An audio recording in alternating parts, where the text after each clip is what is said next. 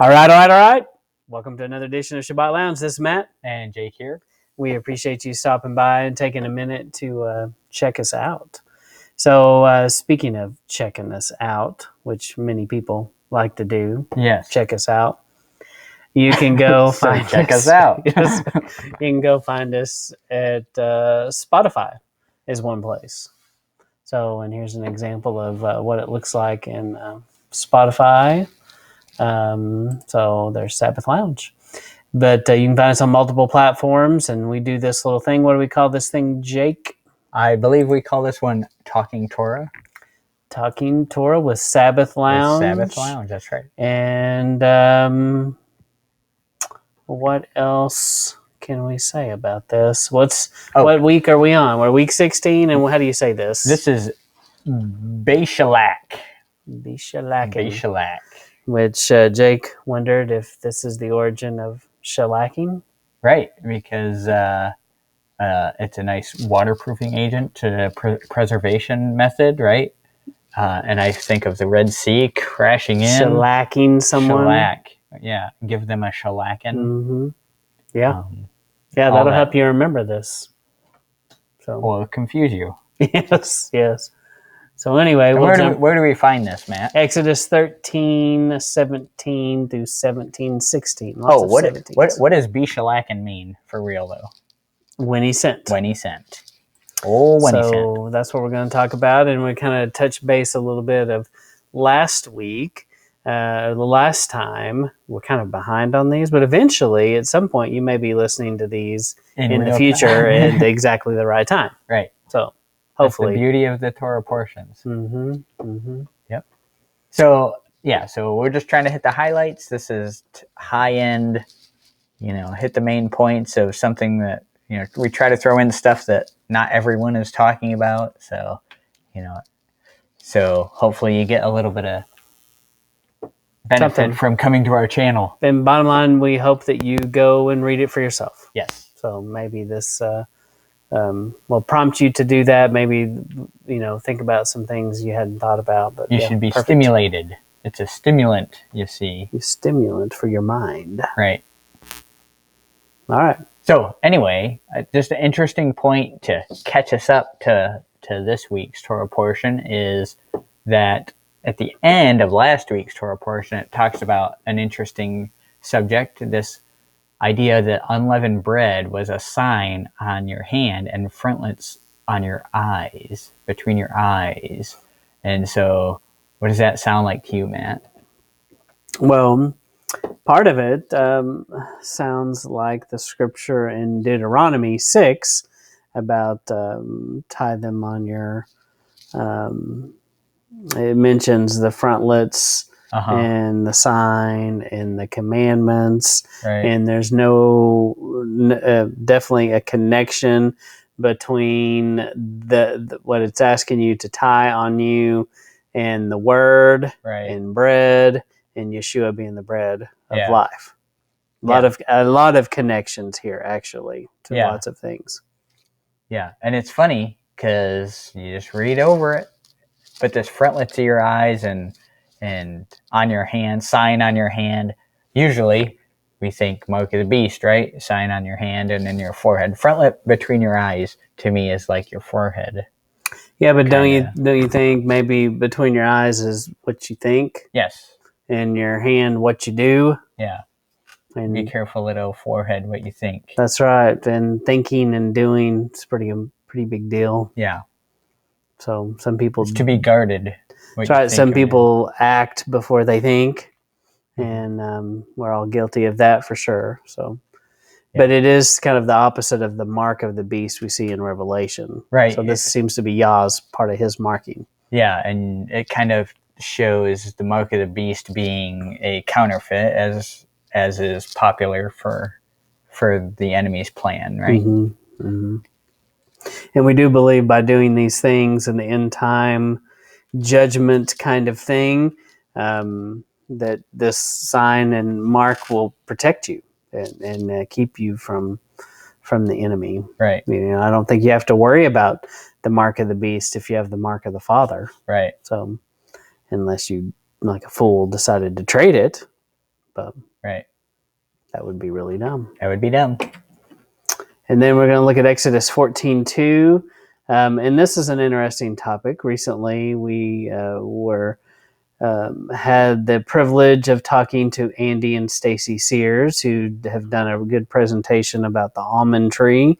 And we did a presentation called, what was it called? The rod and the staff. The rod and, yep. And so that's one you can go find where we talk about almond and a little bit more. But this is one of the passages where it mentions that they go by Migdal. Right. And you start looking up this word, and so what does this concept of Migdal mean? Right. So when you look at the Hebrew there, it's talking about a tower. It's actually like origins based in Egyptian, but when I think of a tower, the purpose of the tower is to look out and see what's coming, right? Especially this being a military type tower. They're to be looking out, being watchful, right? So that's kind of one of the things that pops up for us. Yeah, and the almond is a symbol of the eye. It's and just that concept of being watchful. It's shaped like an eye, and it's interesting that in several different languages, for Polish and Lithuanian for sure. If you look up the word for almond, you're going to see a derivative Migdal, right? Which is kind of interesting. So it kind of makes you think there is more to this original word and connected to almonds. Yeah. And so they go by this camp being watchful. Right. And Andy and Stacy, their site is the Righteous Branch. Mm-hmm. Righteous Branch. That's a righteous branch, dude. Yeah. Righteous. So can I close that? Mm-hmm. I think so. Yes. All right. So onward and upward. So the next thing. So we just kind of have a repeat there. So and then Exodus 14:20. Oh yeah. What were you saying about the pillar and the cloud? So yeah, it's interesting verbiage here. How it talks about you have the Egyptians coming behind the Israelites, and the Israelites are camped out, and the pillar of cloud goes in behind the Israelites to block them from the Egyptians. And it says that it brought darkness to the Egyptians, but it brings light to the Israelites. And so that made me think of the plague of darkness that is, or the plouge, as we have here. I was thinking, wait a minute, that looks funny. So the plouge of darkness in Egypt was interesting because I got to thinking about that this year, where I hadn't before, that in Goshen, they didn't get this plague of darkness. So you have this center of light amongst all this darkness, yet the people in the darkness can't see that light. And it's just a strange concept. Mm-hmm. Hard to understand how that works. Yeah. And one of the thoughts that my wife and I had on it was that maybe this plague of darkness that they could feel, it says, right, was a blindness, or maybe there's it's the idea of their light being under a bushel basket kind of a situation. So I just think that's interesting, the way that plays out. Yeah. How he can be both bring darkness to some and light to others, right? It's him that removes the scales from people's eyes. So there's this kind of concept of being able to see what Yahweh allows you to. Yeah. No, that's good. And then Exodus 14:28, all the host of Pharaoh. So, we've often wondered, we often have heard that Pharaoh died in the sea. Mm-hmm. But what do you think, Jake, after looking at this? Is there a possibility that we don't know? Well, I think it's interesting in this, usually when this question comes up, this is the verse you go to, and it says, all the host of Pharaoh went into the sea, and the sea came in, and not one of them was left. Now, you could look at it like Pharaoh was part of that host, or you could look at it like, which would imply that he died, or you could look at it like he stood aside as his host, right? His armies went after the Israelites, and then they all died, and all the ones that went into the sea died. So you could read it either way, but I think there's a little hint that we'll get to in a couple slides that will kind of give us some clarity, I think. Yep. And then we also looked at Pharaoh in Romans 9, a pot for special use. This is a scripture that Jake likes to quote, and for good reason. And so I guess I'll read it. So in 17, for the scripture saith unto Pharaoh, even for this same purpose I've raised thee, that I might show my power in thee, and that my name might be declared throughout all the earth. Therefore hath he mercy on whom he will have mercy, and whom he will harden. Thou shalt say unto me, who doth he find fault? For who has resisted his will? Nay, but, O man, who art thou repliest against Yahuwah? Shall the thing formed say to him that formed it, hast thou made me thus? Yeah, so, go ahead. Hath Keep not going. the potter power over the clay of the same lump to make one vessel into honor and another into dishonor? What if Yahuwah, willing to show his wrath and to make his power known, ended with much long suffering the vessel of wrath fitted for destruction, and that he might make known the riches of his glory and the vessel of mercy which he had before prepared unto glory?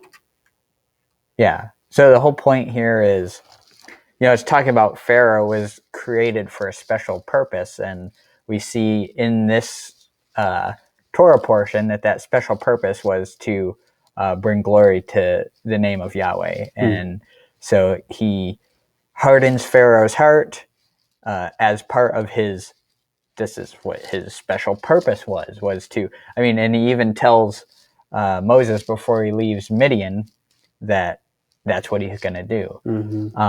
And so he hardens Pharaoh's heart and is used as that special pot to glorify his name and show his power. And then after you're that pot for special use, I don't think there's anything saying he can't put you in okay, I'm done with that special pot for special use, put him in the common pot side of things. And now he's in the free will zone, if you will, kind of situation. And I think Pharaoh had free will the whole time, and he just gives him the strength and supports his inclinations, just like with the scripture where it says he'll eventually turn people over to their own indulgences. He just turned Pharaoh over to what he was already prone to, and Pharaoh just did exactly like he thought he would. But yeah, no, it's an interesting scripture, and if you've never studied that, looked at it, it's pretty hard to argue. It just plainly says, that this concept exists. Yeah, it's the idea of Yahweh's sovereignty. Yeah. It says, what can the clay can't argue about how it's made. It just the maker made it the way he wanted to, shaped it to his good pleasure, basically, and predestined. And so people can take this and create a whole theology out of it, right? And I don't think that that's necessarily what this is about, because to me, I feel like we have free will, but it's such a complicated thing because he knows the end from the beginning, so he already knows what our free will is going to be. Like, what? I don't know. Right. And so that's why, in my mind, the whole idea of you've fulfilled your special pot purpose, now you're set with the common pots.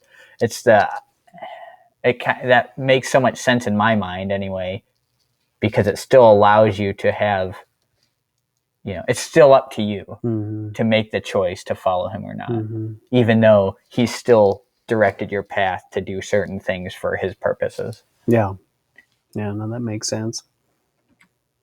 And then there's a song in Exodus 15:19. Jake, would you sing the song? I will not sing the song, but this is, they get across the Red Sea, and now Moses just on the spot starts making up this song, and they're celebrating the fact that they made it through. And this is where... So is Moses a singer-songwriter? One of the he first is. singer-songwriters? He is a fantastic singer-songwriter. You think it was folk music? Sorry. He probably had a jug No. and some spoons. Yeah. And maybe slapped his thigh a little or something. Yeah, exactly. So he says, "For the host of Pharaoh went in with his chariots and with his horsemen into the sea." So you have to go a whole nother chapter before you get the real answer to that. And to me, here it sounds like Moses is saying that Pharaoh was in the sea with his chariots and his horsemen, and so he perished in the sea. Which would imply certain death. Yes. And, I would say most people do believe that and do think that, but it is interesting. It doesn't specifically say, and Pharaoh died right here. Yeah. Because it definitely was, he was a big part of the story. Yeah. So anyway, and then there's this thing with the bitter water. So have you ever tasted bitter water, by the way? Describe bitter water. I don't know. I tasted vinegar, which I like. Yeah, that's weird.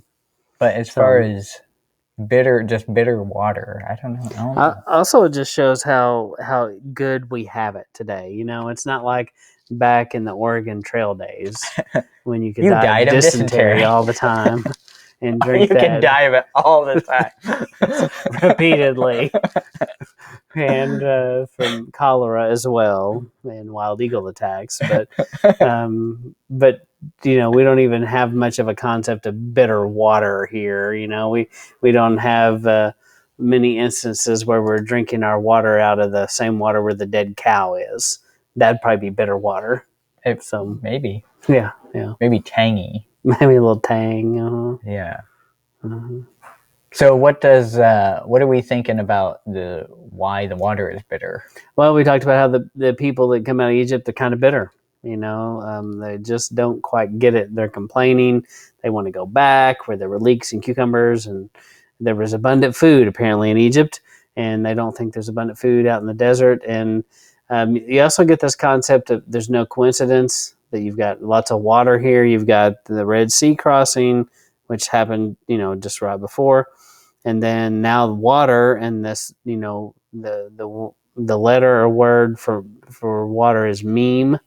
And, it's just kind of interesting that, maybe the water represents the spiritual condition of where the people are and what's coming from their heart kind of thing. And so what do you think about the tree? He solves the problem by throwing a tree in the water, and then it's just like, all better. Yeah. Well, it must have been a very sweet tasting tree, right? And here we have almond ? Because the almond tree is a very, underrated tree in Scripture. It doesn't really get noticed as much as it's actually in there. It's just all over the place when you start looking. And then we learned that almonds could be bitter or sweet. Yeah. And what does Yeshua say about how can it be made? I'm thinking about salt. If salt loses its saltiness, how can it be made salty again? But I was thinking there was something about bitter, but maybe not. He talks about how can a well produce both? Yes, both sweet or bitter. Sweet and bitter water, some such like that. Yeah. And although this was a reference of not a well, but a body of water that did. Yeah. So, but a miraculous intervention happened. Yeah. So, and we also discussed the idea of if this is actually talking about, the spirit of the people, and they have this bitter spirit, this sinful spirit, then it takes this, a tree being thrown in there, like Yeshua was hung on a tree to cleanse that spirit of bitterness and make it a sweet savor to Yahweh kind of situation.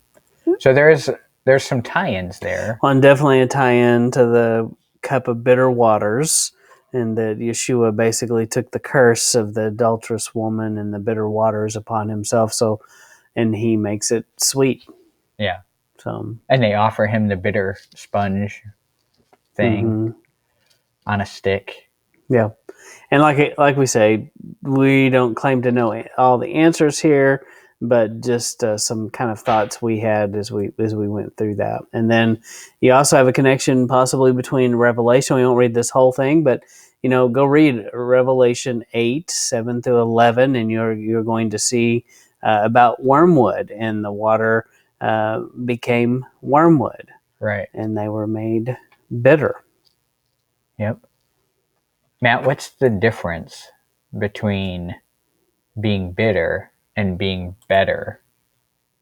I don't know. I am the difference. Very good. Wow, that was deep. I knew a guy that would say that all the time. Mm-hmm. That's I thought good. that's pretty interesting. That's good.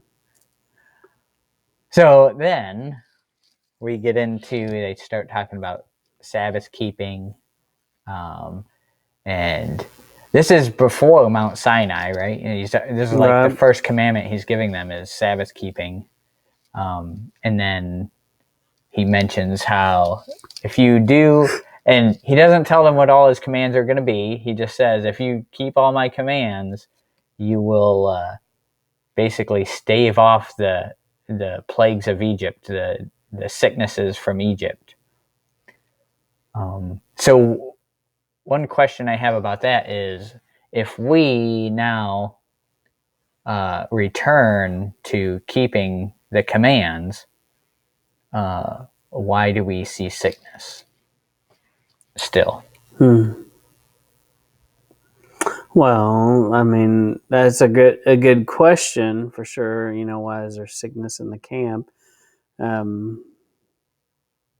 have a theory. Okay. So my theory is they were offered this, keep the commands, and you won't have the sicknesses and plagues of Egypt. Mm-hmm. But they didn't do that. Mm-hmm. Ipso facto, now we have the plagues. Even though we return to keeping the commands, we've already screwed this up for ourselves. Mm-hmm. So that's kind of how I look at it. Yeah. But I don't know if there's a better explanation out there. Not something I've really tracked down. It's just something I've thought about. It's like you've released the doomsday device, and there is no turning it back. Yeah. And it's now it's going. Yeah. Now that's definitely interesting, and no coincidence that we're seeing diseases around the world. One particular one, and you kind of have to look at that and go, yeah, that's part of the consequence probably for not following Torah. And unfortunately, I feel like we know we're going to see worse. Yeah. And could this be part of the birth pains? Yeah. And they're going to be more frequently and more severe. Yeah. So definitely some things to think about, and more reasons to consider keeping the Sabbath if you don't. So study those things out, see what you think. Yep. See where it takes you. And then you have the whole thing about Moses raising his hands.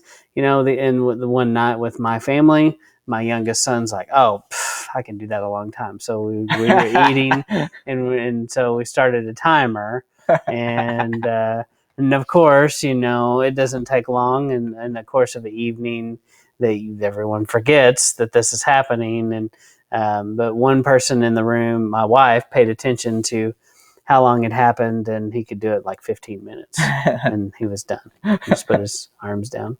He should have sat on a rock. I guess so, yeah. He should have had Ben-Hur holding his, right, and his buddy holding and his Aaron, arms up. Yeah.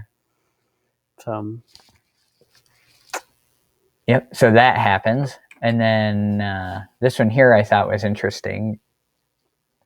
So in Exodus 17:13, you have, this is during the battle. It says Joshua, which we know is Yeshua. He defeats the Amalekites with the edge of the sword, it says, which reminds me of the end times, right? When Yeshua returns and he smites everyone with the edge of the sword. Mm-hmm. And smoteth them. Yeah, he's almighty smiter, smite those who shall be smoten. Mm. And so, and we know that the Amalekites are who we war against. Kind of like the sheep and the goats. Yeah, it's this. It's our common enemy throughout the ages, right? The Amalekites, and Yahweh, Yeshua, returns and puts an end to that with the edge of the sword. And we see it even with Saul. Saul showed them mercy, and then because he shows that king mercy, later on you get a descendant from him called Haman, who definitely was anti-Semitic and hated the Jewish people, and we kind of see that still continuing today. There's groups of people and that still do that. Hitler would be one, and really be a long list of many. Right. Haman was the Hitler of the day. Mm-hmm. Yeah, and the tables got turned on him. So if for this week, some of you may have done Purim or celebrated it on some level. That's one of those holidays. It's not officially listed in Leviticus and commanded necessarily to do, but we know that our forefathers did. Yeah, and and we know they didn't do it as a Jewish Halloween. Yeah, no. It was not like Eyes Wide Shut or anything crazy like that. I think that's the Stanley Kubrick movie where Nicole Kidman and they do lots of weird craziness. Nothing like that. I think they masquerade, or I don't know, have costumes in that or something. But I think Matt's saying go watch that movie and no, I'm not. I don't think I've ever watched it.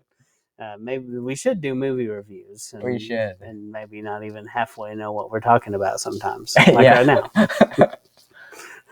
But and I think a guy comes in. I don't know. Yeah, that'll be riveting. Yes, riveting. But go study what Purim is. If you've never checked that out, and consider it, and definitely look at the biblical roots of it and not what tradition tells you. But anyway, so that kind of wraps up week 16 when he sent, Exodus 13:17. So tell us the name of it again. Beshalach. Beshalach. So go forth and Beshalach, y'all. Beshalach. Peace out.